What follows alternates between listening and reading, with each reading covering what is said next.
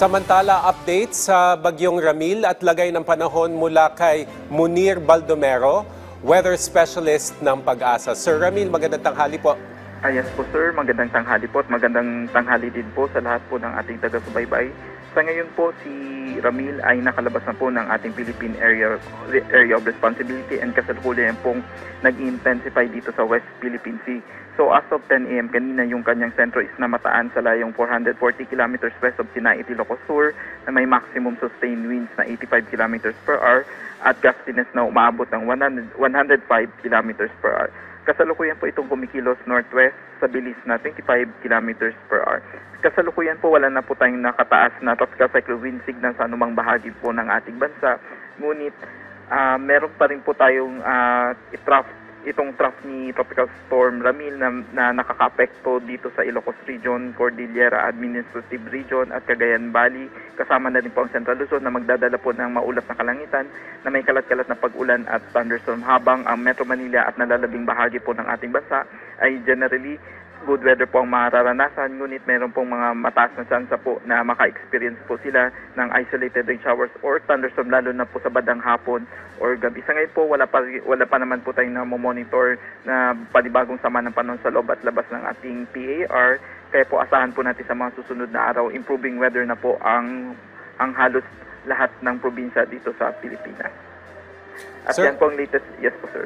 Yes, sir. Doon po sa huling weather bulletin na ipinalabas niyo po, ang sinasabi pwede po maging severe tropical storm itong si Ramil kahit nakalabas na ng Philippine Area of Responsibility. So, nabanggit niyo rin yung troughs, pati po yung outer rain bands. Yes, Makaka-apekto pa rin po ba ito sa Pilipinas? Siguro in 12 hours, in the next 12 hours? Yes po. Sa ngayon po, itong trough ni Ramil po is kasalukuyan pong nakaka-apekto dito po sa may western section po ng ating bansa.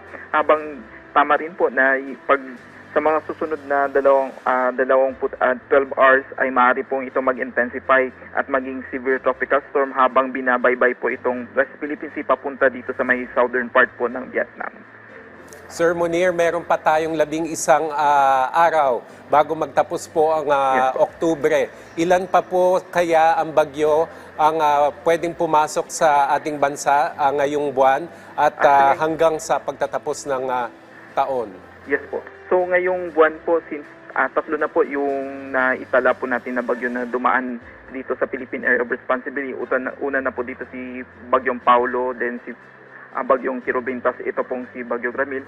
So ngayon po, inaasahan po natin sa buwan ng Oktubre, isa na lang po yung maaari pong mabuo dito sa Philippine Area of Responsibility. Pero bago pong matapos ang taon, so inaasahan po natin na meron pa po tayong 1 hanggang 5 na bagyo na maaari pong makaapekto sa ating bansa.